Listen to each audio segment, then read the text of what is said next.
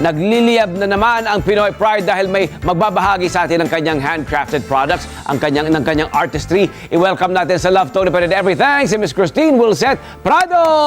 Good morning, Christine! Good morning po. Good morning sa inyong lahat. Ayan, bati ka naman sa yung mga followers. Oh. Good morning. Ako nga po pala si Christine Wilset. You can call me Zet in short. Kasi masyado mahabang Christine. Yeah, magandang umaga po sa inyo. Thank you for having me here. You're always welcome and thank you for saying yes. Si Seth ay isang resin artist. At kapag sinabi mong resin artist, ang kanyang primary na medium na ginagamit mo ay resin. Kailan mo unang nadiskubre ang resin, ang fascination for resin, using resin? Actually, 3 years ago. Oo. 3 years ago? Yes. Okay. Nag-start po ako sa small items, sa mga accessories. Oo. Maliliit muna, tapos growing bigger. Oo, growing bigger. And then resin is, paano mo siya nadiskubre? Were you walking sa mall, tapos nakita mo siya, or may exhibit kang tinitingnan, or were you just browsing online? Self-study lang po, sir. Bali Okay. sa through online. Online. Watching lang po, videos, tutorial. Yun. Oo. So, masasabi mo self-taught ka? Yes, pagdating ganun doon. na lang po. Okay. Pagdating naman dito sa resin, saan mo nakukuha itong resin natin, itong material to? Can you locally buy it?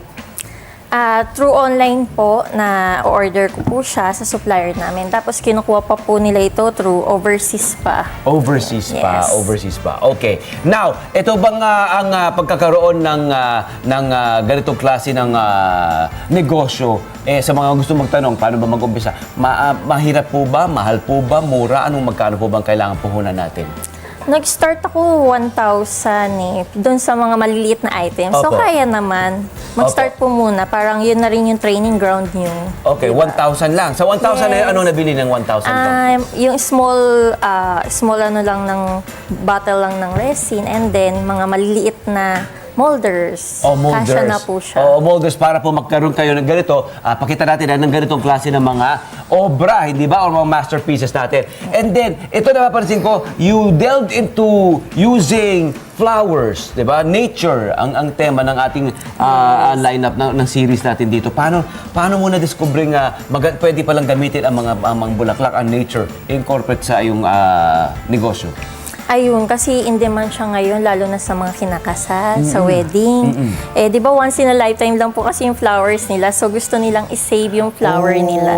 So yung mga bouquet sa wedding, Yes, usually para, po. oo nga naman, instead of halayaan mo lang siya Itapon. matuyo o tapos Yes. itatapon mo nga na. Pero meron paraan nun di ba? Meron talagang para pinipreserve naman nila. Hinayaan na nilang malanta. Hindi ba? Yes. Pero this is one perfect way of preserving not just the flowers, but also, of course, also yung memories, di ba? Yung magandang halaala na yun. Yes, once in a lifetime. Oo. So, maaari mo ba ipakita kung paano ba gawin? Halimbawa ay meron tayong mga bulaklak nga or meron tayong ibang mga material dyan. Maaari natin gamitin din yun, ilagay sa Apo, resin.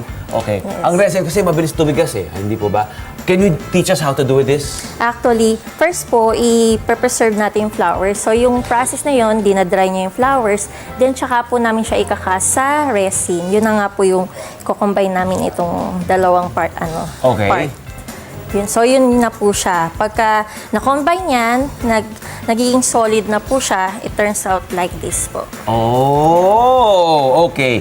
Pero itong ating material dito, para saan ito? Ito, meron tayong nakita crushed glass. Nag-ano ka na rin, transcend na, nag-move ka na rin sa iba't ibang klase ng Yes. paraan ng paggamit ng resin. Ito naman, mga framed art, di ba? Ito, crushed glass. How do you do this? Ayan. Ito pong crushed glass, actually, na-order ko po siya sa supplier. Yeah, can you show that? And then, Yan. ginawa ko na po siya, dinikit ko na po. Ito yung mga na-preserve natin ng mga flowers sa bouquet ng mga ikinasal. Ito naman ang mga finished na mga artwork natin. How much does this go for? Actually, base po ako sa square inch. 20 pesos per square inch po. Oh, nice. And then how do they contact you, Miss Seth, for your commissioned work? You can contact me through my business page, Resin Art by Seth. Search nyo lang po. Oo. Or through my contact number. Nice. Okay, yan. Ipa-flash natin yan. Ayan po, sa Facebook, Resin Art by Zet. Ayan po. At mamaya po kapag sa ating replay, makikita natin ang kanyang mga contact detail.